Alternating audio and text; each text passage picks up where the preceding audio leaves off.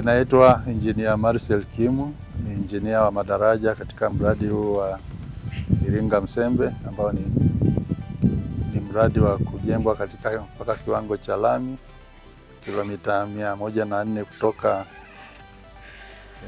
Iringa mjini pale roundabout ya Samora hadi kwenye mradi au kwenye hifadhi ya TANAPA ya Ruaha. Mradi huu ulianza rasmi mwezi wa pili mwaka jana na ni mradi ambao utachukua miaka miwili.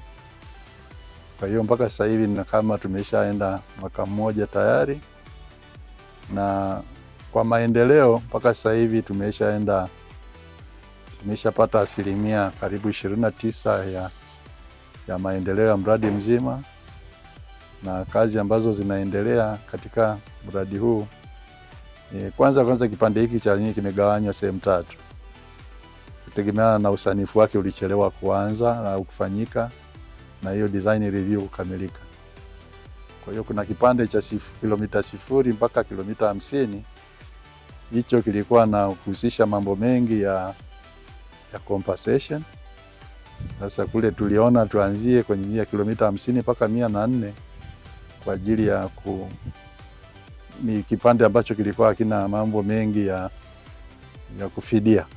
Tunashukuru ndugu zetu wa IRD wamekuja kututembelea katika shughuli zao za kawaida tu za kukagua miradi, na tunashukuru ujio wao ni mwema kwa sababu natukumbusha sisi kama maengineer kunajua kabisa kuna vyombo vyetu vya usajili ambao vinaangalia utendaji wetu ili tusimame vizuri katika utendaji wa kazi kama tulivyoanika katika usajili wetu. Jina naitwa Engineer Salum Mwinuka, ni engineer wa miradi kutoka ofisi ya meneja wa mkoa Iringa. Napenda kuelezea taarifa fupi ya mradi wa Iringa bypass ambao una urefu wa kilomita 7.3 ukianzia Igumbilo stendi ya mabasi hadi kuunganisha na barabara ya Dodoma, Iringa Dodoma.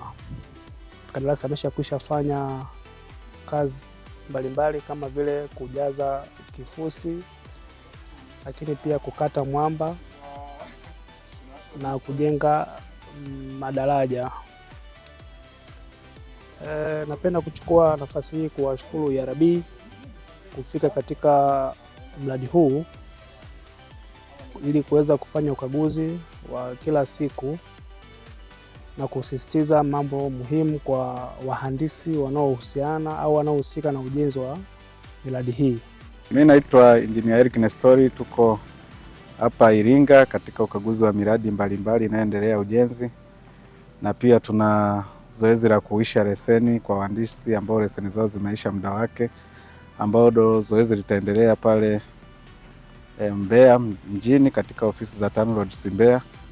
Lakini pia tunafanya ukaguzi wa miradi katika mikoa ya Iringa, Njombe, Mbeya, Songwe na mikoa yote iliyoko katika nyanda za juu kusini, ambapo tutahakikisha kwamba miradi ile yote inafuata taratibu za ujenzi.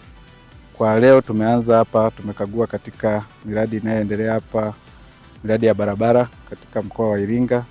Sasa tuko katika mradi wa Iringa Msembe ambapo ujenzi unaendelea. Tumeweza kufika katika ofisi za mhandisi mshauri ambapo kampuni ya Nimeta Consultants ikishirikiana na kampuni kutoka Mali ya Siras ndio mhandisi mshauri katika mradi huu.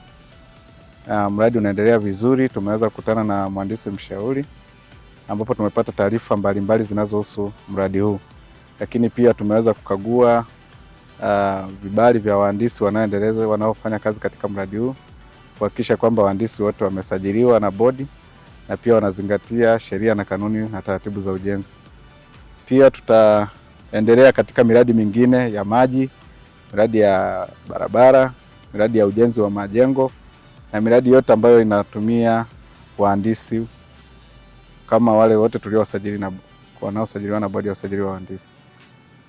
Na wahimiza kwamba wahandisi wote tufike pale ambao tunataka huduma ya bodi ya usajili wa wahandisi pale Mbeya ili kuweza kupata huduma muhimu zinazotolewa na bodi ya usajili wa wahandisi.